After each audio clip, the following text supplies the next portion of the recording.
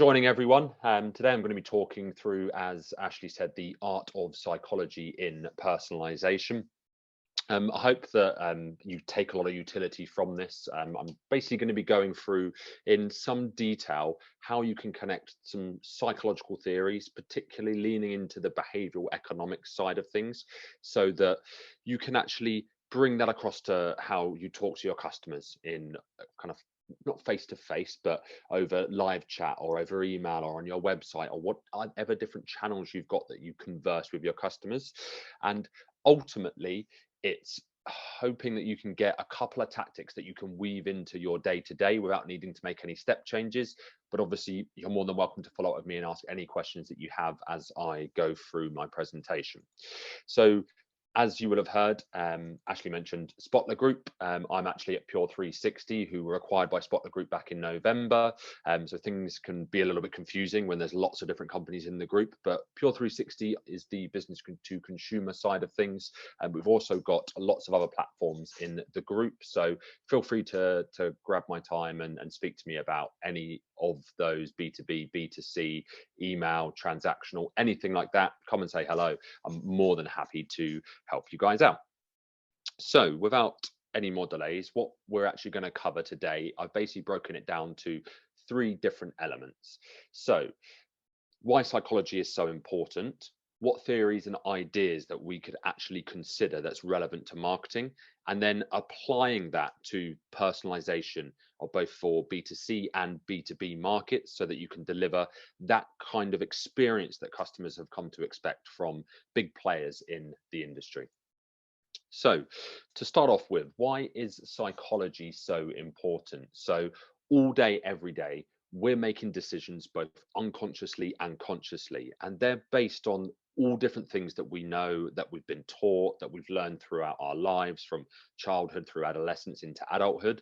But it's also impacted a lot by our surroundings and the influential factors that actually we can impact as marketers and professionals. We can actually get ourselves into that psyche and think, well, how would people react if I did X, Y, and Z, and then test and iterate on that. So as human beings, we all think that we are logical. We make logical decisions with all the information in front of us. But the truth is there's actually a stark difference in that. About 80% of all of our decision making is actually based on emotions. It's what we feel. It feels like the right decision, or I had a hunch. How many times have we actually said that ourselves as individuals? So if we know that as individuals we're 4 times more likely to make an emotional decision, how as marketers and how as people in the marketing industry, how can we actually harness that to actually connect on a much deeper level to our customers? So a couple of stats behind that to, I guess, bring that to life a little bit is that around 85% of people will trust an online customer review as much as a trusted friend. So knowing that you're delivering a good customer experience, that you're following up afterwards if things go wrong, just making sure that people have a positive view of your brand is really, really important. And if you look at the types of individuals that are coming into the kind of core market for a lot of you, they're kind of your millennials. They're going to be your Gen Zs, and around 60% of those individuals will make decisions based on FOMO. They'll make decisions based on things they see in media, things they see in social media, on TikTok nowadays, things like media that's kind of going straight to them. It's instant. They want that instant gratification, and if you can learn to harness that, then you're going to be in a much better position. How that applies to us as marketers, I come from an email background. I've been at Pure 365 years, and email is the core of what we do.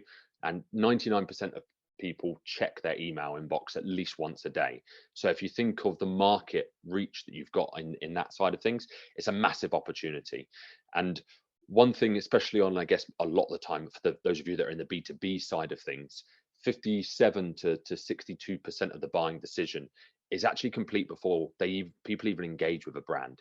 So if you just think about how you're going to market with your products, your services, it's actually understanding, right, if they're kind of 2/3, 3/3, and 3/4 of the way through the buying cycle, by the time you get the opportunity to speak directly to an individual or a committee, how are you going to influence that at the top of the funnel, those first few stages? So you've really got to think about how you're actually getting into the mind of how people think nowadays compared to perhaps what some of us learned 5 years ago, 10 years ago, maybe 25 years ago. And also on the flip side to all of that positive stuff, you've got to think about what happens when things go wrong. You can't have the perfect service all the time. You can't deliver the perfect message every single time you send something out. So what do you do and how do you deal with those dissatisfied customers? Because 95 to 98% of those customers will talk about their experiences. They'll put it onto Google reviews, Trustpilot, FIFO, any of those review platforms. So you've got to have something in place as well where you can deal with what happens when things go wrong, which is really, really important as well. So that's essentially why psychology is important to what we're delivering in terms of marketing. I'm now just going to touch on some kind of theories and how that relates to different ideas that you might be a bit more au fait with in the marketing world. So a couple of theories that I kind of highlight to start with, and the one that you've probably heard the most of would be nudge theory, which is the idea of essentially nudging people ever so slowly into making a decision. So things like retargeting them, sending them a reminder email, cart abandonment, sending them a welcome journey, letting them know that when they've been on your site, you might follow up through a salesperson. Using that nudge to gently kind of usher people in to make that decision to purchase from you, partner with you, hire you as an agency, whatever your focus is. That's probably one of the most well-known and important theories that has moved over from that psychology into marketing.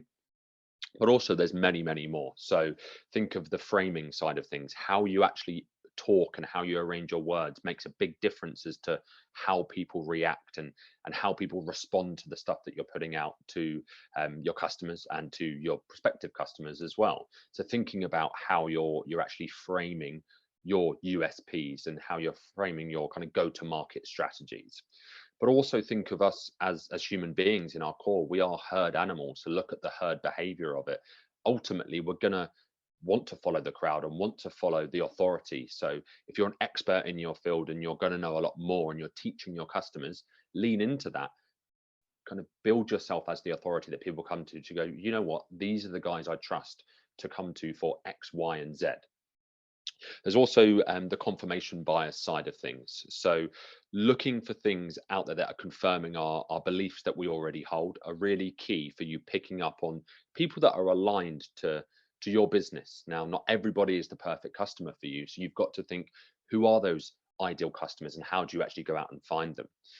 Also, you can look at the satisficing side of things. So that is essentially knowing that if you may have heard it, if you're not first, you're last. So it's not always about having the best product, the best service, the best this, the best that. Sometimes it's just about doing good enough and getting to a certain kind of minimum expectation where people go, you know what, that is good enough for me to make that purchase of that product or sign up to that service, because you've got them past that satisficing level where they're actually going to make that commitment.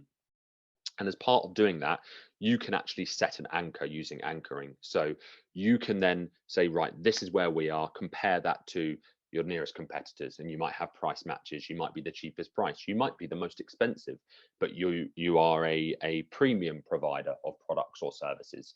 So anchoring people based on where you see your values as a brand is really, really important for you to then help shift their decision criteria. A couple of the more kind of left field ones, which are starting to come into marketing a lot more, are the recency and status quo bias. So we make information decisions based on information that is more recent to us, something that we've just learned, something that we've just seen. I mean, how often do you buy a new car and then all of a sudden you see them absolutely everywhere and you can't believe so many people have got this same kind of left field shout car as you? And that's that recency bias just coming to the forefront of your mind because it's now in your life and in your world a lot more. And the status quo bias is actually where people they're just lazy inherently. I mean, people are just, we want the easiest route. We want the simplest things. So sometimes we just go, oh, I'm just going to stick to where I am. If you go onto Amazon or you go onto booking.com and you look at something, there's so much choice out there that people just go, oh my God, I don't know what to do. You get decision paralysis.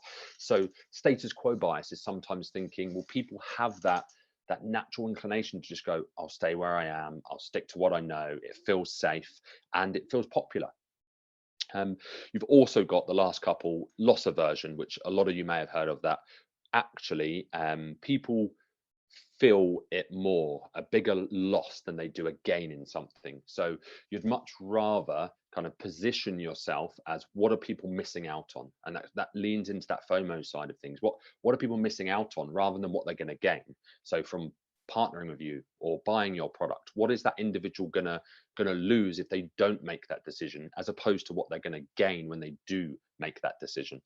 And the last one is the gambler's fallacy. So this is all to do with unrelated events. Now, we actually look at that and go, right, this unrelated event here has happened here, here, here, and here. And we piece that together to make some sense of it in our mind as human beings. And especially in relation to the recent past. So recency bias, you think, I quite like going to the casino, for example, and if it comes in on roulette and it goes black, black, black, black, black, I'm sitting there going, next one must be red, next one must be red. The stats are exactly the same, but that's why it's called the gambler's fallacy, because you think that it's more likely going to be a red because of what's happened in the recent past, but actually the statistics never change. The house is always going to win over the long term. So knowing those kind of theories and ideas, just at a very basic level, you don't need to have studied psychology, you don't need a PhD in psychology to actually apply this to marketing.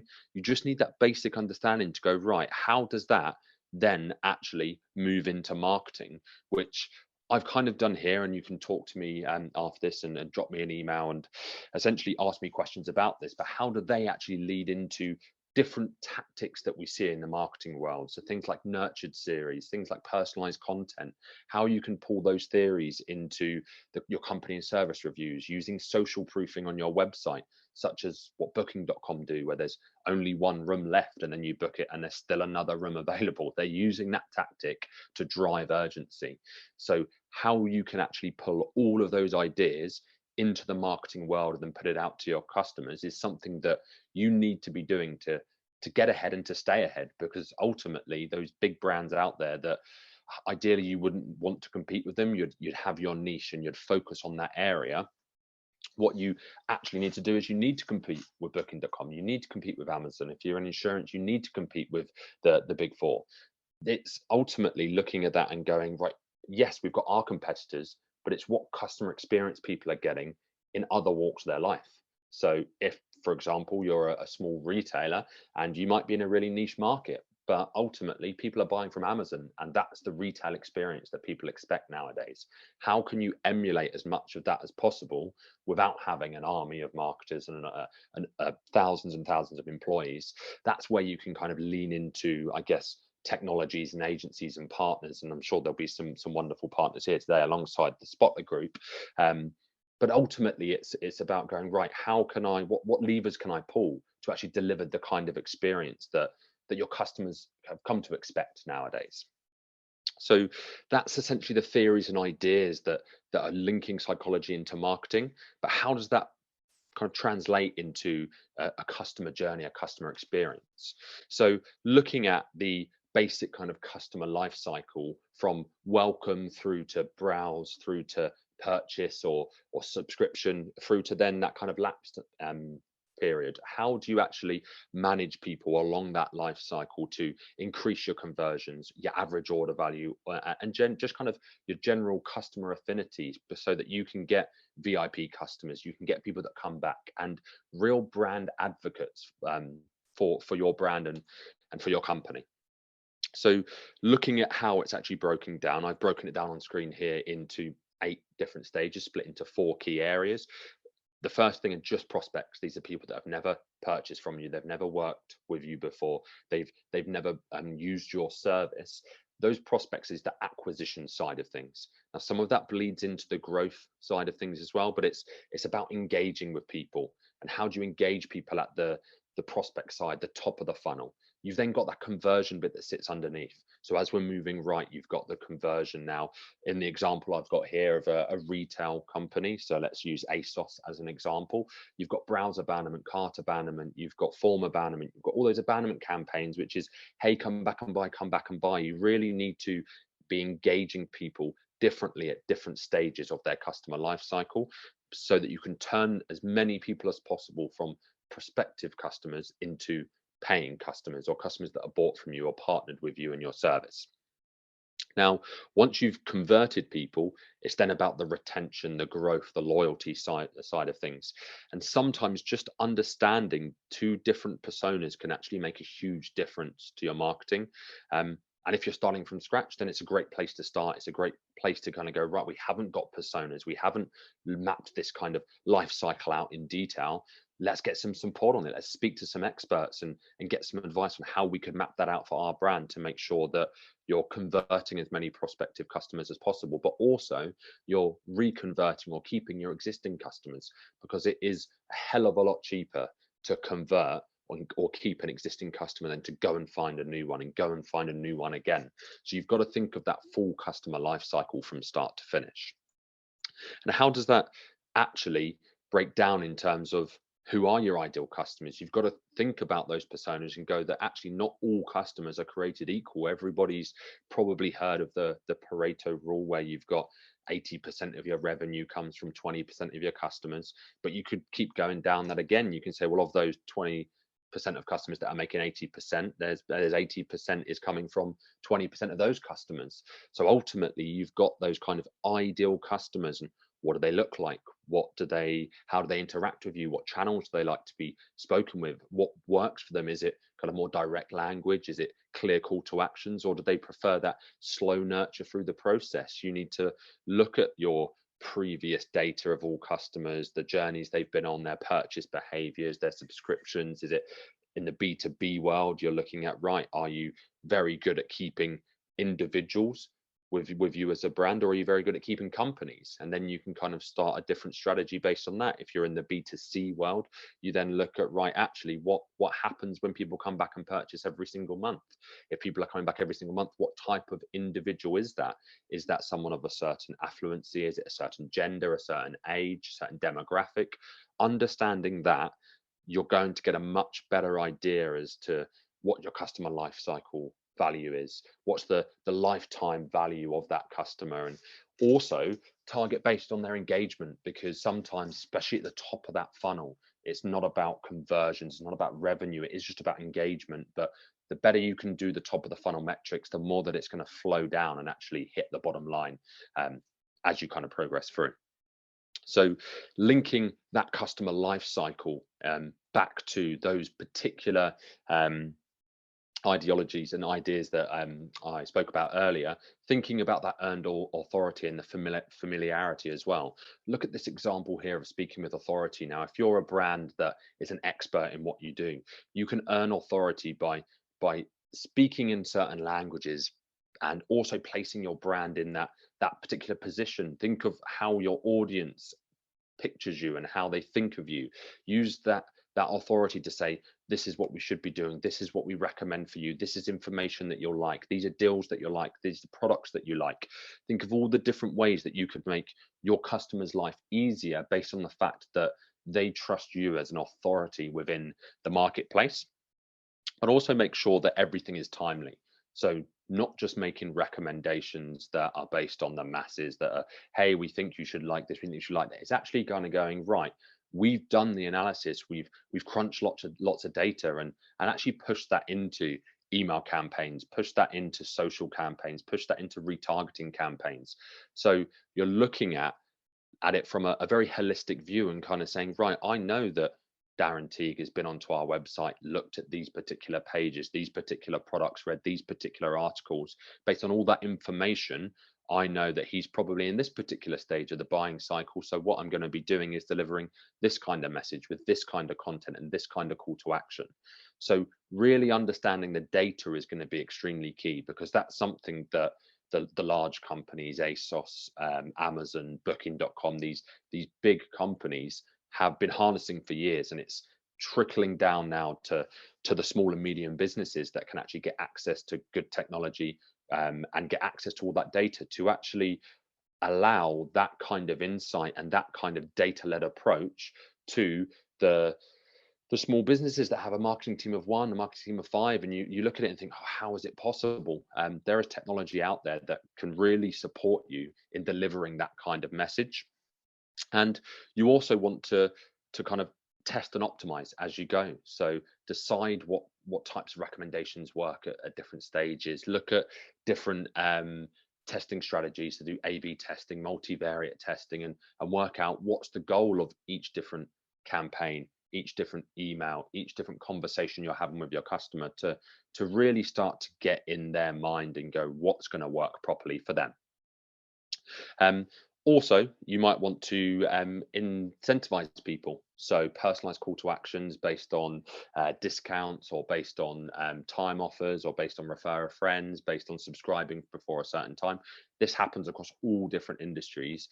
Using that kind of behavioral led approach is really going to benefit everybody when it comes to increasing conversions at every step of that kind of customer buying cycle. And then the next thing I want to talk about is the kind of the consensus, the affirmation side of things.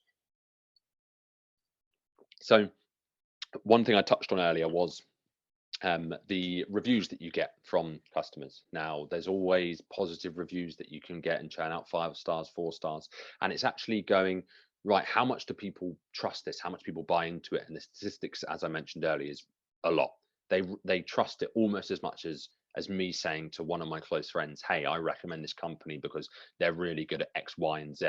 So what you want to focus on is getting good reviews and making sure that they're genuine, making sure that you're using them at the right time, because them reviews combined with the right proposition, the right incentives, the right recommendations are going to help you no end, because it helps converting prospects in to customers, and it also helps you find new people that are out there, because people will look at it and go, I've done it all the time on Amazon. I just search for something I need, I look at it, and if it hasn't got more than 400 or 500 reviews, doesn't matter how many like 4.5 stars, 4.8 stars, 3.8 stars, if it's not got lots, hundreds if not thousands of reviews, I just discount it, because for me it's safety in numbers. I want to be kind of part of that herd, part of that kind of consensus. So you've got to think, how would you go and buy your product if you were your target market, and then basically pull that into everything you do.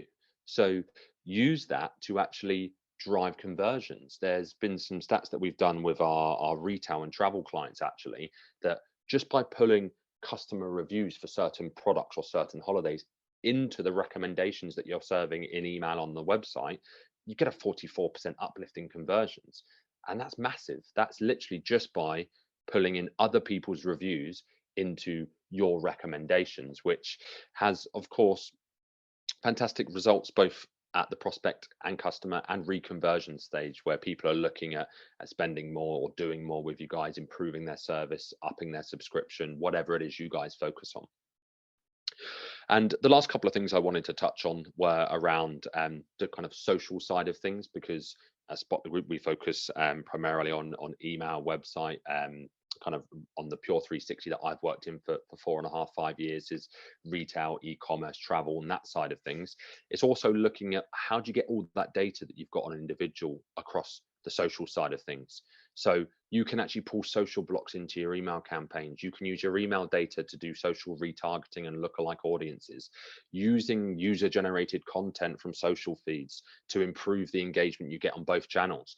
It's not thinking of, here's a channel that I'm talking to an individual and I need to talk to them on an email, then I need to do this, then I need to do that. It's kind of going, well, what does the customer see? The customer just sees you as a brand, and they don't see it as channels. They just see, well, what are Pure 360 putting out? What are Spotler Group putting out? They don't care if it's on LinkedIn, Instagram, if it's on Google Ads, the website, email or text or SMS, WhatsApp for business, whatever it is. So you've really got to understand, where are people going to consume your content, and how are you putting yourself out across all of those different kind of social feeds. So before wrapping up, the last thing is around scarcity and urgency. So as I mentioned, FOMO messaging is really, really important for the kind of millennials and younger generations below that.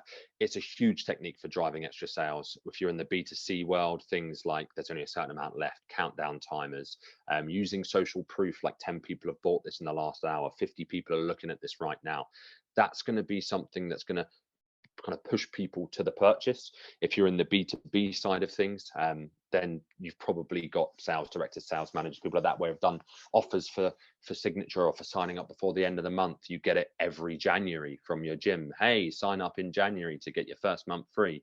And that's just because they're playing into the fact that we know we've all eaten too much at Christmas. We've stuffed our face full of turkey. We've stuffed our face full of chocolate. And they know that, right, if I get people in January, I give them an offer to sign up in January, we might catch them for the first 4 or 5 months of the year. So putting scarcity and urgency messaging into all different parts of your communication are going to be really, really important. But you have to make sure you don't do things like they do at Sports Direct, where deals don't last forever.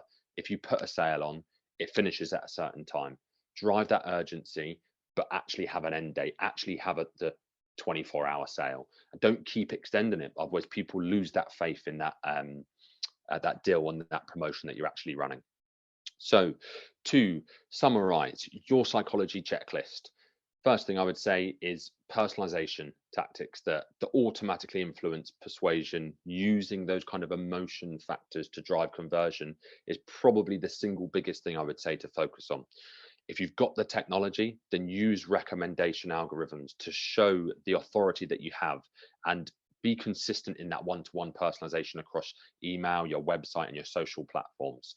Use that social proof to actually convert quicker and drives the kind of scarcity and urgency factor through countdown timers. But also look at this kind of social product feeds and pulling that into different aspects so that people start to get kind of bought in and enveloped in your world, and then also react to that behavior, target proactively. So keep testing, keep optimizing, so that your natural buying personas kind of chop and change. And as a VIP customer looks like this pre-COVID, they now look like this post-COVID. Things have changed massively, and things will change a lot more moving forward. So you've got to be able to adapt and change it as you change, as the company changes, as the industry you're working changes, but also as the world around us changes, because everything is moving at such a pace now. You just need to keep one step ahead. So that is everything that I wanted to go through today, guys. I want to thank you so much for your time. Feel free to drop me an email and check out our website, pure360.com, but also anybody in the Spotler group as well.